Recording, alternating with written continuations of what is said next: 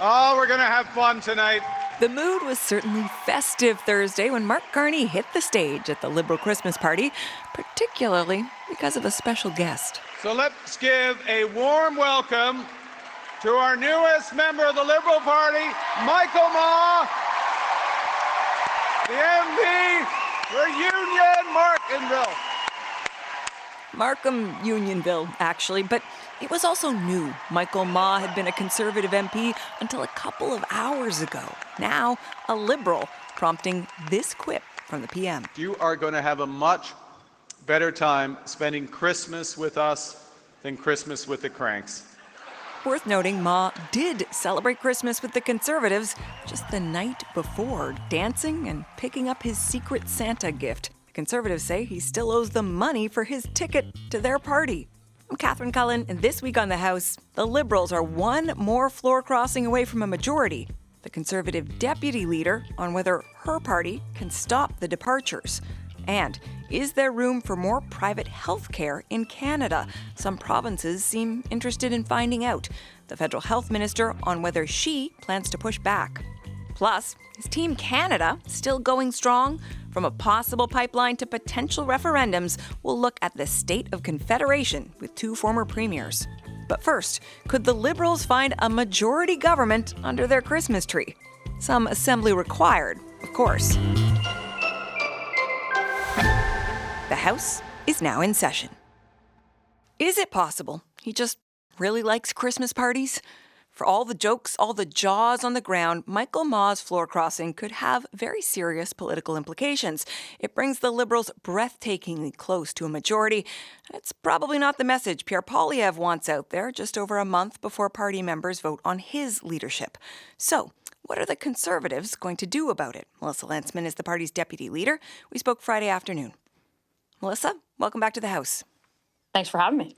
How did Mr. Ma inform your party he was crossing the floor? Well, look, I mean, to be completely honest with you, I can speak for myself, but I found out the way I think many found out, and I'm constantly glued to my phone, and I know that many in this business are, and that's how I found out, and I think that's how many of our colleagues found out. Do you have a sense of how many minutes before he appeared on stage at the Liberal Christmas party he walked away from the Conservative Party? Yeah, this is probably where I don't admit to you that I was driving and maybe the text had come up, but I think it was well after the House had adjourned, and I'm not sure what the actual timing was, but it was quick. But all of that to say, whatever the timing was, I think that speaks volumes about him and running an election just 6 months ago under a different party, and he's run before in 2019 for the Conservatives, and he ran to endorse the very policies that he was elected to oppose, and I think that took a lot of people by surprise. Mr. Ma explained his floor crossing online by saying, I entered public service to help people, to focus on solutions, not division. Now, Chris D'Entremont also suggested that the tone of your party is too divisive when he made the decision to cross the floor. So I wonder, is the Conservative Party listening to that message? Well, look, I think when somebody ran to, again, endorse the very policies that they were elected to oppose, the same policies that, let repeat violent criminal offenders walk free, driving up food costs, making life more expensive. I'm not entirely sure when you can say that one day in the House and then sort of cross over. I think he's letting down. I think the question is for him. He's letting down the people that elected him as a Conservative to fight the Liberals' inflationary spending and their soft on crime policies. There's nothing more to it. And for a lot of constituents today in Markham, Unionville, I think they're scratching their head at sending a guy who was there to oppose the Liberal government's continued agenda to where we are today. I hear you that the election was only about half a year ago and that some of these arguments were being made recently. But I guess part I struggle with is I look at Leona Alleslev when she left the Liberals to join your party in 2018 under Andrew Scheer. She, at the time, was asked about things that she had said, using old comments. And she said, they're just trying to discredit me.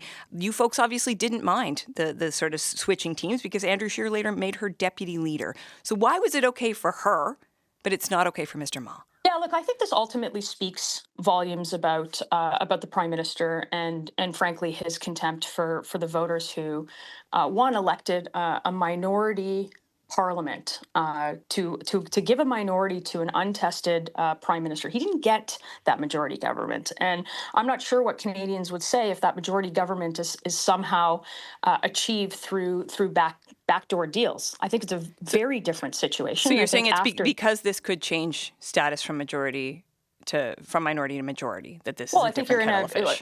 I think it's a tenuous situation in the House. I think we saw that with budget, and after the election, it is Mr. Carney who claimed that he wanted collaboration with an opposition in the best interest of the country. I mean, this is a kind of collaboration. Well, it's not a collaboration. I mean, I think that's where I don't see that the same way. This is a backdoor way to achieve what Canadians didn't give you in a general election, and I think there is a lot of people that will be scratching their heads and wondering, like, what was the point of the general election? You got a minority to work with Parliament to propose, in the interest of the country, to propose legislation, have a dance partner in the in Parliament, and he's done none of that. And in fact, this is a very different way of getting there. Had anyone in the Conservative leadership had conversations with Mr. Ma about whether he intended to remain a Conservative? Was this on your radar at all? No, it wasn't on my radar. I mean, I spoke to to Michael as anybody would. I'm elected in the same region as him. We're York Region MPs, but like you said, this is a guy who was at our Christmas party and was active in caucus and made trips to other ridings to work with other MPs. So a bit of a head scratcher on how that happens so quickly. And again, I think that's for Mr. Ma to explain to his constituents and the ones that sent him here. Remember, just 6 months ago, to fight the exact thing that he's now lined up with. What are you doing right now to make sure there are no more Chris D'Entremots and Michael Ma's? What is the Conservative leadership team doing in terms of conversations with MPs? Well, look, I think the Conservative leadership is constantly speaking with MPs. We have processes in our party that lets everybody have a say, not always their way, but definitely a say on all of the pieces of legislation before the House, all of the policy items within our own platform. We've got an inclusive process and a team that binds together. You talk about why you think it's a problem that Mr. Carney might be approaching a majority government in this manner. But I wonder, when it comes to your own leader, do you think Mr. Poilievre's leadership could survive another floor crossing if it gives Mark Carney a majority? Look, I think Mr. Poilievre has a strong support within our party base, and I think he has strong support within our caucus, and I don't think that's changed. But I think this is really about what Mark Carney's trying to do, and the contempt for Canadians that didn't give him the majority that he's otherwise trying to achieve through means that isn't a general election. That's not how things work in Canada. And I think technically, Ms. Lantsman, it is how the system works. I mean, it may be unpalatable for folks. I appreciate that, but these are the rules of our parliamentary system. MPs are allowed to cross the floor. MPs certainly are allowed to cross the floor, and I think that there's lots of Canadians that if it changes the structure of Parliament and it changes what Canadians expected in terms of giving this untested Prime Minister a minority, I think there'll be a lot more questions. Do you think that there is a danger that more Conservatives might leave? So Steve McKinnon says there are other Conservatives thinking about it. I certainly don't know what Steve McKinnon knows. I certainly don't think. I certainly haven't heard anything on our side about others who are thinking of that way. Like that's certainly something that they're going to have to face their voters on in the next general election, and certainly face their constituents when they go back into their communities over this long parliamentary break and throughout break weeks and throughout all of their work on the weekends in their communities. And given the response today in Mr. Ma's riding, I'm not sure it's going to be very comfortable. Okay, we're going to leave the conversation there. Melissa Lantsman, thank you for your time. Thanks so much. Conservative Deputy Leader Melissa Lantsman.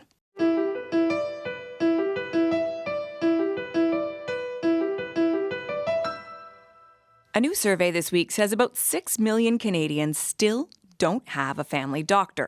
That's an improvement from the last time the survey was done in 2022.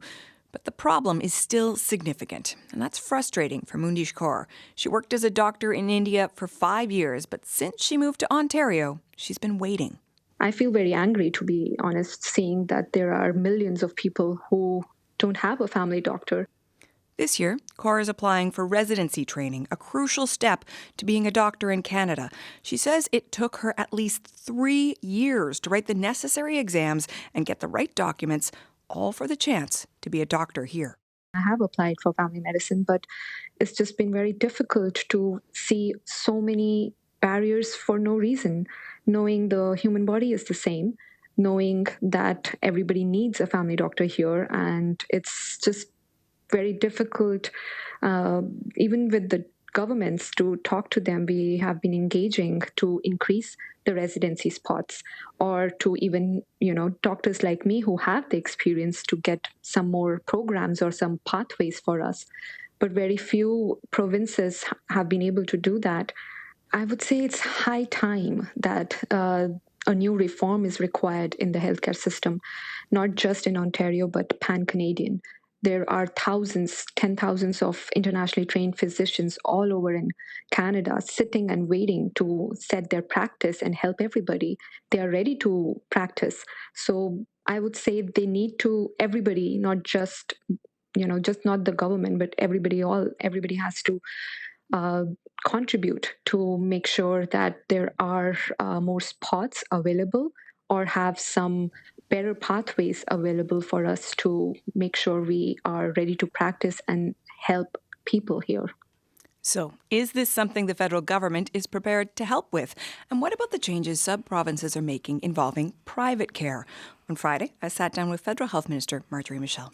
Minister, welcome to the House. Thank you, Catherine. I want to start by asking you about what we just heard from Mundish Kaur. I know that your government announced this week that it would fast-track permanent residency for 5,000 foreign-trained doctors, but these are people who are already working in Canada. As Ms. Kaur points out, that won't help with thousands of people like her who have practiced medicine in other countries but are still jumping through a lot of hoops to practice here. What can you do to help? Well, we are already helping because we funded in 2024, I think, $77 million to the provinces and territories, to some organization that can help those doctors to enhance their capacity and to make sure that they can enter in the system quicker. So this is what we can do. I will tell you that I have 3 priorities in my mandate for now. I choose to have just 3, just to make sure that I put all my weight in those 3 priorities. Sure. The first one is access to care. I am the federal minister, so I am not the one delivering care. But by choosing access to care as the priority, it's to signal to the provinces and territories that I want to be a partner and I want to support them the more I can. Example, you just spoke about the immigration announcement. Yes, I sat down with the Minister of Immigration after meeting with my colleagues in the provinces and territories who were saying, well, we need to bring people in and we have to fast track it, because the provinces in that front are working very, very tightly, I would say, with the colleges. I guess the challenge is that the announcement this week is people who are already practicing as doctors. And we're hearing about people, the example we gave, people who you say you've already put money in, but she's been waiting 3 years. Well, so in that specific case, I would say, and I know a number of cases, it's because the provinces have to work with their colleges to get those people having their exams and then to get the license, then to have a contract. And I think this is where we have, for now, a little disconnect. Because sometimes people are coming in Canada with their permanent residency, but they are also doctors because they studied, abroad, and then they come back. Sometimes it's Canadian doctors, but not with the Canadian licensure. And this is where the irritant is. So this is why the $77 million is given to provinces and territories, just to make sure that those people can be trained faster. I want to dig a bit more into what provinces are doing, because Alberta has tabled legislation to let doctors work in both the public and private system. That is a first in Canada. When the province made the announcement on November 18th, your office said, in essence, we need some time to look at this. You wanted to better understand the implications. It's been nearly a month. Do you welcome this change, or do you worry about it? So we are still digging into it, I have to tell you, because we have to make sure that Alberta is in the Canada Health Act by doing this. So I just want to bring the audience along here. What you're saying is you are still trying to figure out whether or not this violates the Canada Health Act. Exactly. Our lawyers are on it. And until now, I don't get any, and they tabled the legislation for sure. It has to pass. Yes. But again, I would say we are closely monitoring with Alberta. And you need to understand, I am the guardian today, and Alberta knows that, and all provinces and territories know that, of the Canada Health Act. So if Alberta is going out of the Canada Health Act, we will have to step in. It's not just Alberta. Ontario, for the first time, is putting some hip and knee replacements into private surgical clinics. Do you think that there's room for more private health care in Canada? No, I think, No, there's not? Yeah, well, no, because I think we have to all work differently. I know, we are the federal government, and sometimes we have tensions with the provinces, and that's okay. But I would tell you that right now, I feel that we have open lines of communication. The provinces are trying to deliver services. They are all trying. You can see the challenge Quebec is living in, Ontario and Alberta and others. I would say the collective challenge is for us all to look at the whole system differently. And the provinces are making changes, when they are looking of their own situation, their own philosophy. But we are trying to keep everybody under the Canada Health tent. So if, for instance, you find your lawyers determine that Alberta is in violation of the Canada Health Act, what do you do? Is it about pulling back funding? What's the response? Well, we will see when we get there. But, usually what you have to know is when the province is charging patients for a service that would have to be under the Canada Health Act, we collect back the money. You need to know that. So every year when they report, because everybody is reporting, they have to report. If in some cases, they do things and then we collect back, but this is how it works. So if a province is going outside the Canada Health Act, there will be penalties until we are under the Canada Health Act system. Okay. I want to talk a little bit about the big picture, the moment we find ourselves in terms of the conversation around health. Last week, a U.S. panel recommended rolling back hepatitis B vaccines for all healthy newborns. The Center for Disease Control is now examining the entire childhood vaccine schedule in the United States. Do you worry about the impact on Canadians? Of course I do worry. It's a big worry for me because, public health is one of my duty to make sure that we have public health. And you can see what happened with the measles. So we just lost the measles, elimination status. And now we are putting a lot of effort to try to, educate people, etc. But what we need to understand, the U.S. is our closest neighbor. And it's a big neighbor. Mm-hmm. And this is why I'm saying, and this is why it's much more now, it's absolutely crucial to work with provinces and territories to be all on the same page. For example, on vaccination, on our statement at our last FPT, we said all of us. That's the federal provincial territorial exactly. meetings. Yes. I do want to talk more about vaccination in Canada, but I just want to be clear about this point. I mean, the U.S. Health Secretary, Robert F. Kennedy Jr., has linked taking acetaminophen, Tylenol, in pregnancy with autism. He claims vaccines cause autism. There's no evidence of that. He's canceled funding for mRNA vaccines for viruses like COVID.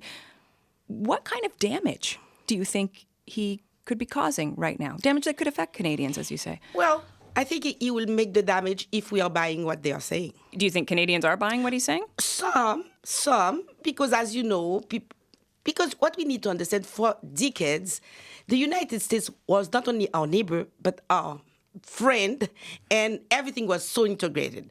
Right now, it's not the case. We're not friends with them anymore. Not now.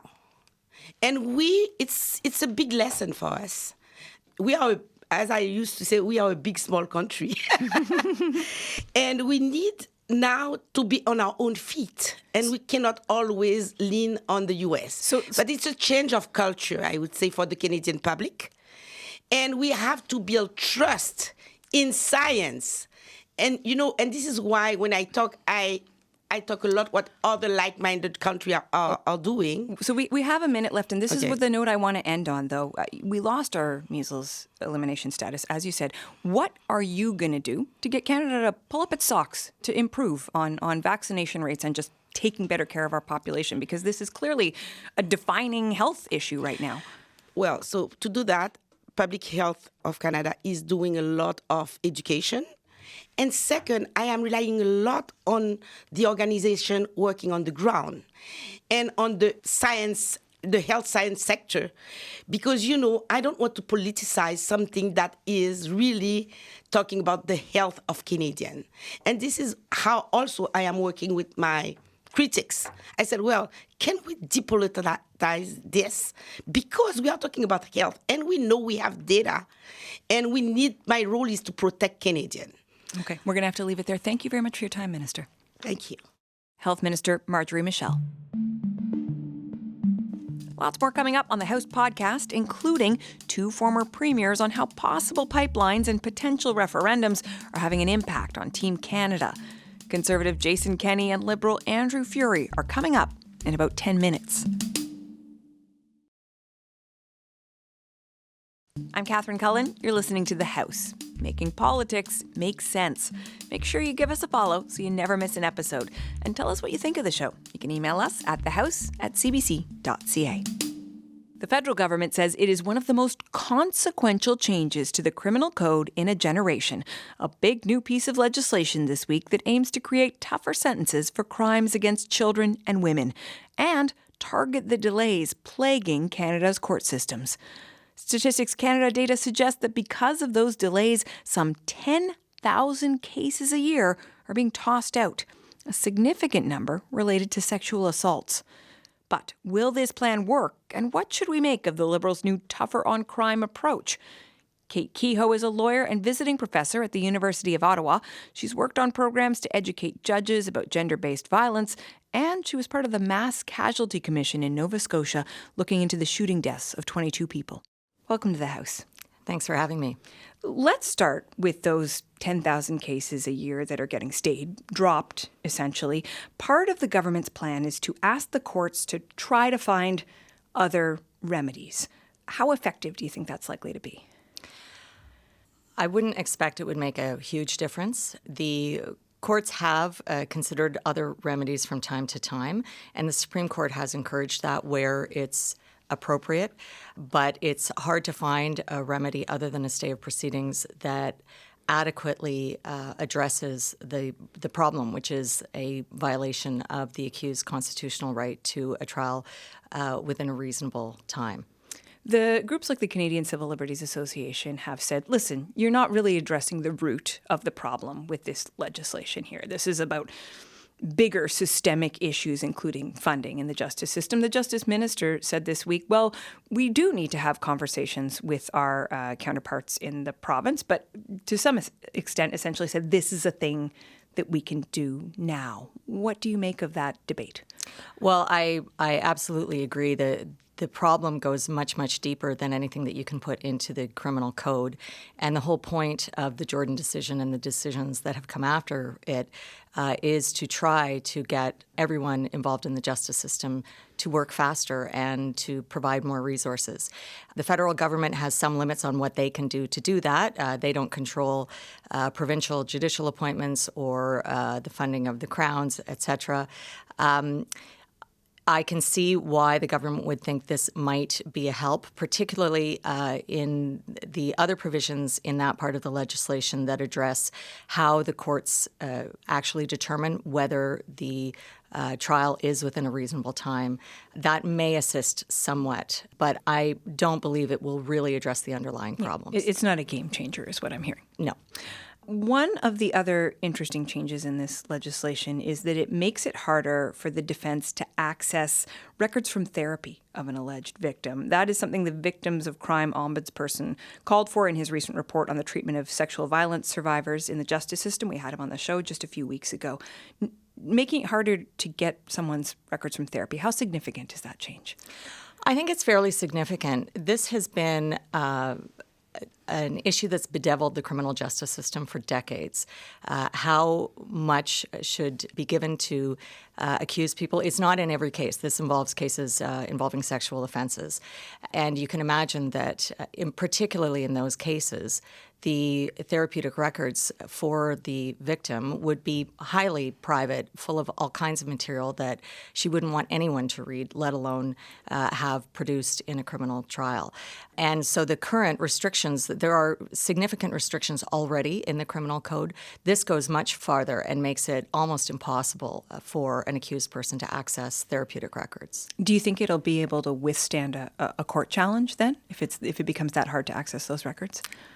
I am not confident it would withstand a challenge. It makes it so difficult for an accused to reach those records that they're certainly going to argue that they are deprived of their right to make full answer of and defense, which is a significant right under the Charter. Okay. As we said, there's a lot in this legislation, so I want to move on to another issue. A significant change in the legislation is a new offense dealing with coercive control, a pattern of controlling or manipulative behaviors in a relationship.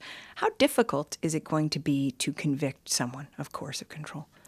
I think it will be difficult to charge someone, difficult to have a prosecution go to its end, and difficult to find a conviction at the end of a prosecution. Why? Coercive control is a very serious problem and a very real phenomenon, and it is associated with high levels of lethality and terrifying for the victim. But it can be subtle, and it will depend on the victim's evidence. And we already have such difficulty convicting where there's evidence of physical abuse that I anticipate there will not be a lot of convictions coming out of this. Murders that are motivated by hate, including femicide, will now be considered first-degree murder, even if the crime was not planned or deliberate. You were part of the Mass Casualty Commission in Nova Scotia into the Portapique shooting. The question of femicide was an important issue there. What do you believe this will change? Well, it is consistent with other measures in the criminal code already. There are a number of other forms of second-degree murder that are elevated to first-degree murder when they are committed in the context of a sexual assault, of kidnapping, of forcible confinement. And so this just adds to that, and I think that's appropriate. If we're going to call those other things first-degree murder, then I think it's quite appropriate to consider femicide a form of first-degree murder as well. It's perhaps a difficult question, but will this make women safer? I suppose it might. Certainly, I think it goes much further than just who will be convicted of this. Someone who is convicted of first-degree murder serves a minimum of 25 years before they can apply for parole. So in the sense of removing that person from the community, yes, it would make women safer. I think there's a much bigger discussion that we are having and need to keep having about violence against women and murders targeting women because they are women. And I do think that recognizing femicide as this serious of an issue is an important step forward in that. This legislation also tries to address a recent Supreme Court decision that struck down mandatory minimum sentences for distribution of images of child sexual abuse. So the legislation, in essence, says mandatory minimums are allowed, but judges can use a sort of opt-out if they find a case where the mandatory minimum is cruel and unusual punishment. Is this likely to fly? Is this the solution to the Supreme Court ruling we just saw? It is exactly the solution that the Supreme Court has been recommending that Parliament adopt. They have struck down a number of mandatory minimums, not just the one that you mentioned, and they have repeatedly said in their judgments, we don't have to strike down these mandatory minimum sentences if you put in this kind of safety valve where instead of looking at a sentence that can affect one particular offender and striking down the sentence for everybody, we could just make it inoperable for that particular offender. And that's what this legislation does. The Liberals have now introduced 3 pieces of legislation that have been described as tough on crime. Big picture, I wonder what you make of the shift we are seeing from justice under Justin Trudeau's Liberals to the Mark Carney vision. Well, I am a little surprised to see particularly that they are restoring the old mandatory minimum sentences. That is not a move that I would have expected this government to make.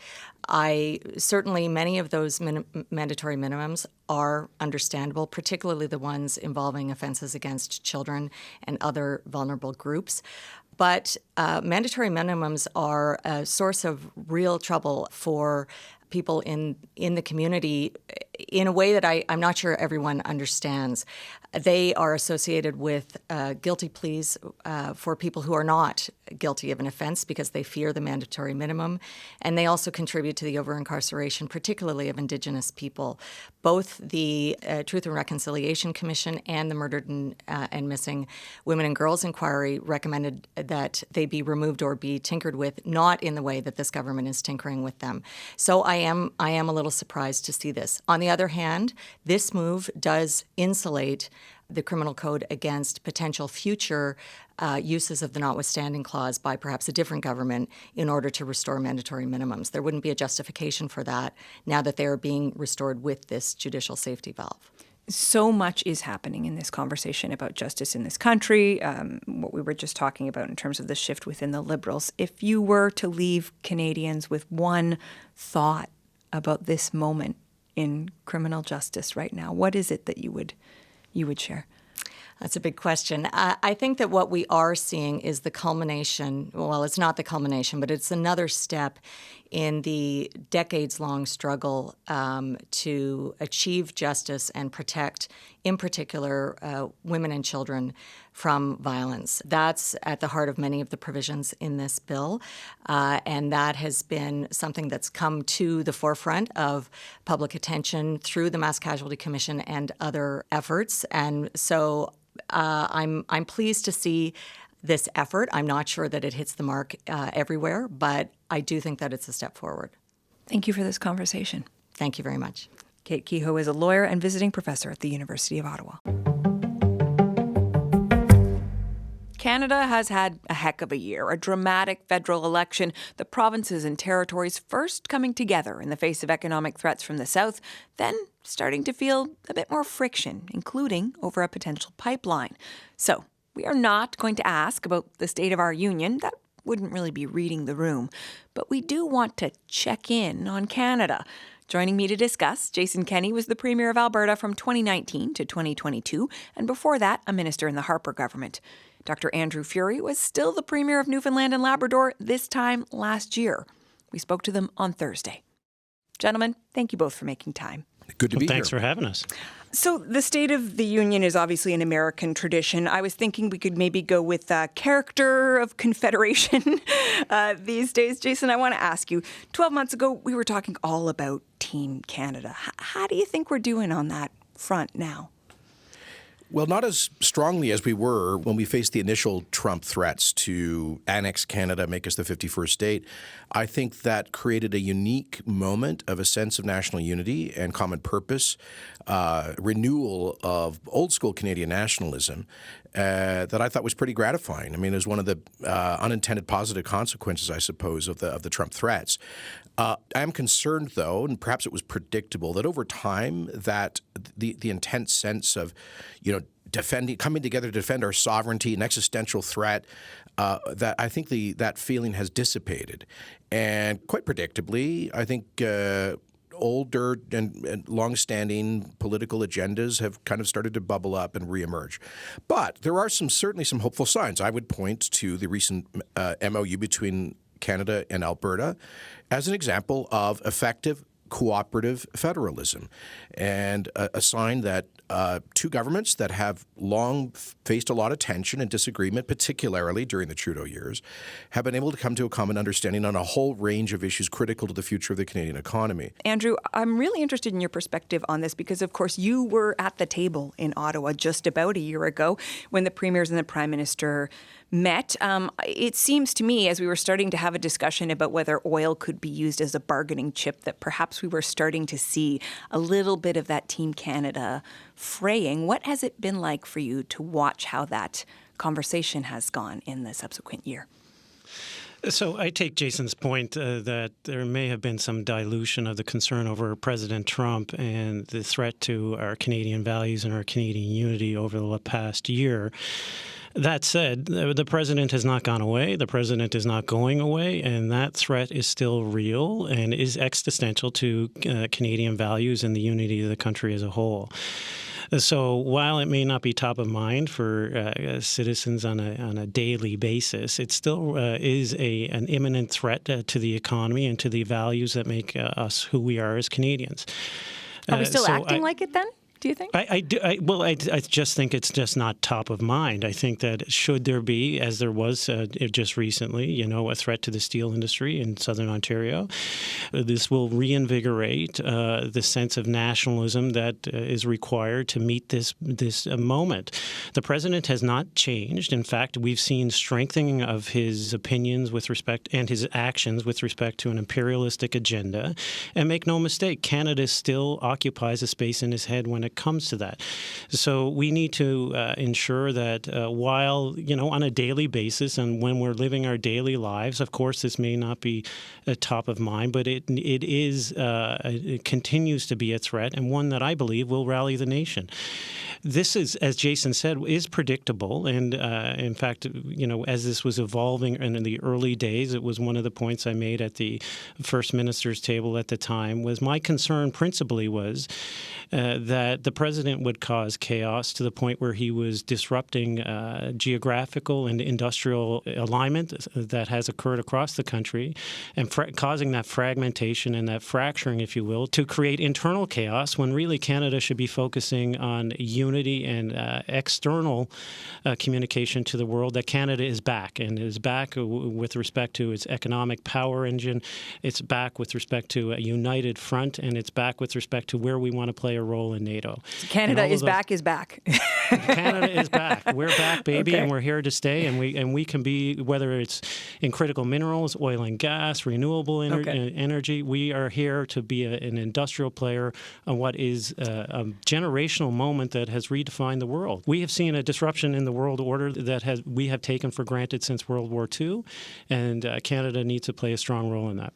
Jason, I do want to come back to this question of the Memorandum of Understanding between Alberta and the federal government. You have been vocally in favor of this deal. I'm curious, do you have any sympathy for the BC Premier's anxiety, that's the word he's used, about being left out of the conversation, left out of the deal? No, because he's not. In fact, British Columbia is specifically mentioned, I think, 9 times, actually. 9 times. You got the number. Thank you. And an obligation to engage in trilateral discussions, et cetera. And the government of British Columbia would have every right to make its views known if a formal application comes before the National Energy Regulator or the Major Projects Office for approval.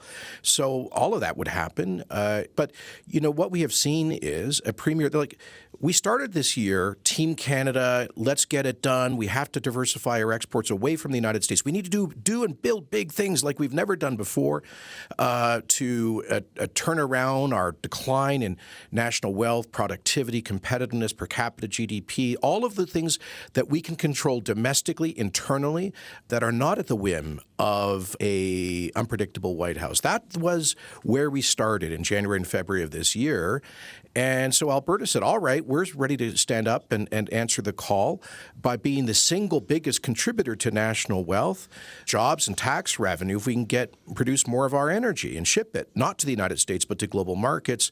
And then Mr. Eby, coming from what John Horgan told me was the mud hut wing of his party, steps up and says, no, not now, not ever. We're going to stop it. We are not going to let Canada export its energy, any more of its energy, to the Pacific.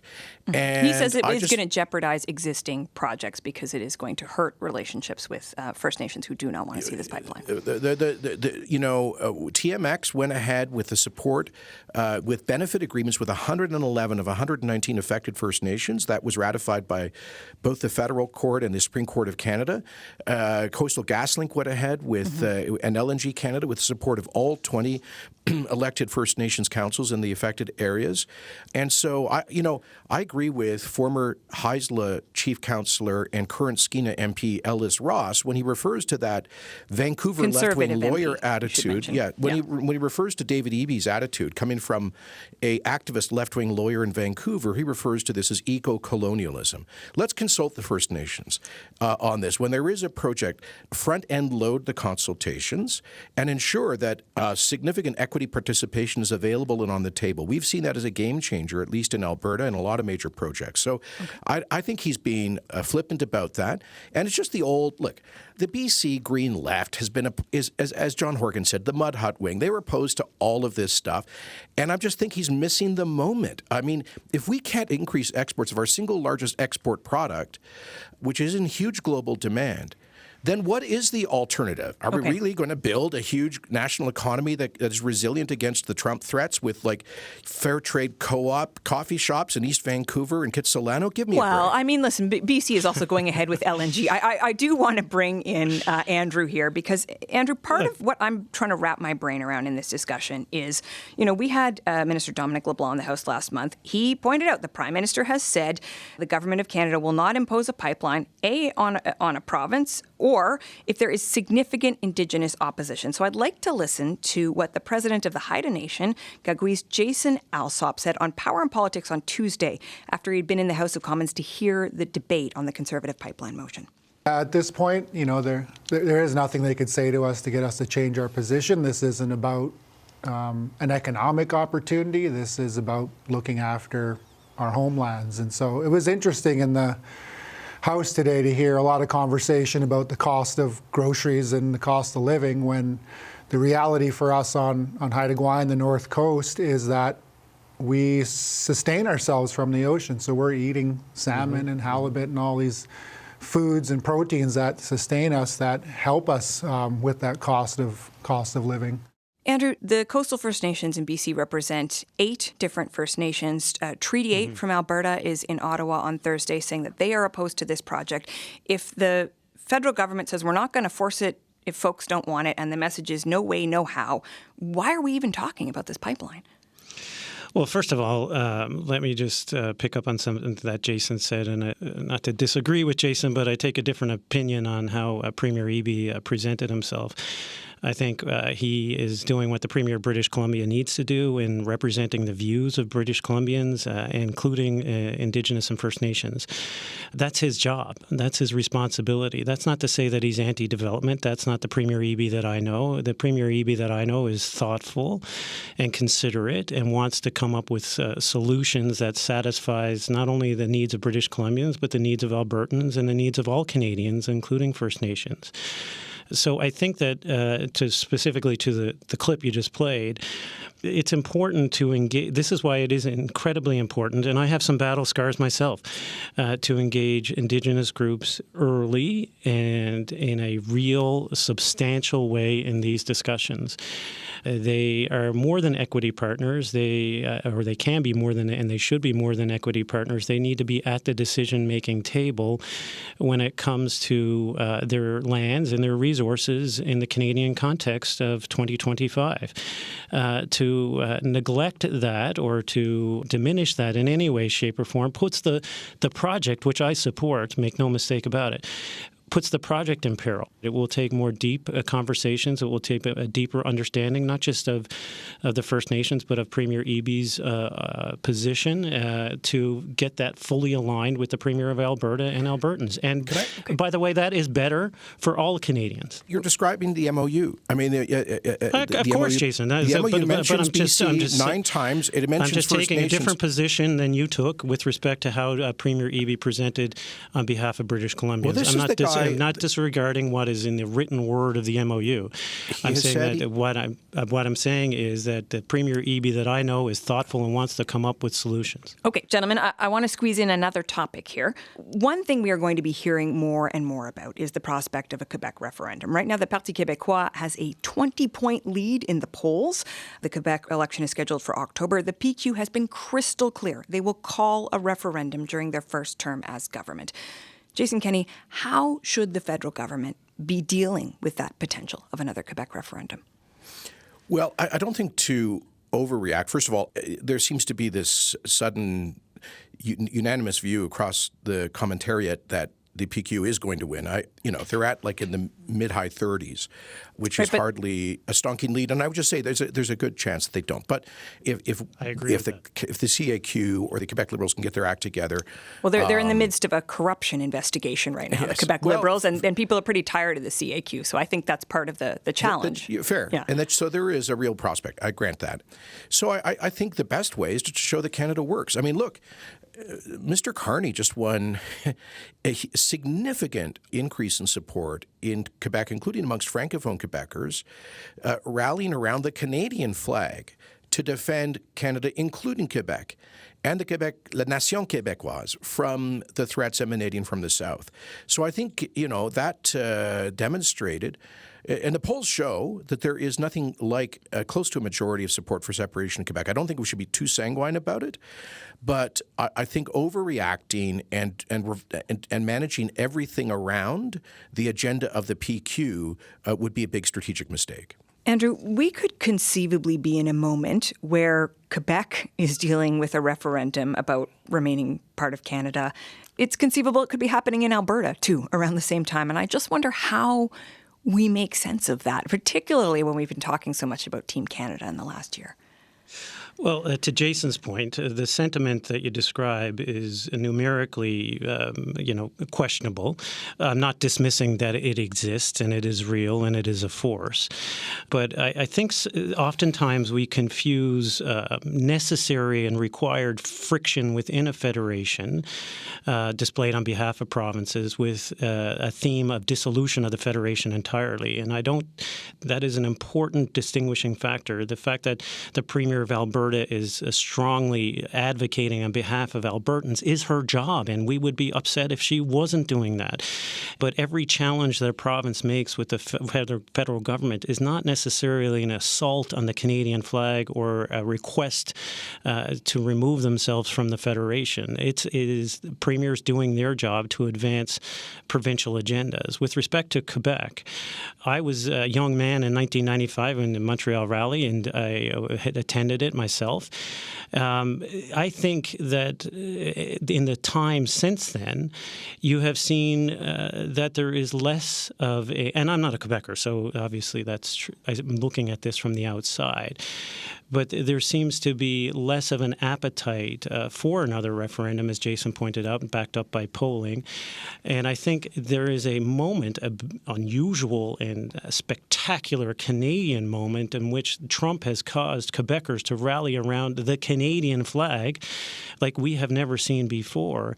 And to lose that kind of momentum in unifying the country would be a loss to all Canadians. So I hope and pray that Canadians in and outside of Quebec see this moment of national unity and not one of national disunity.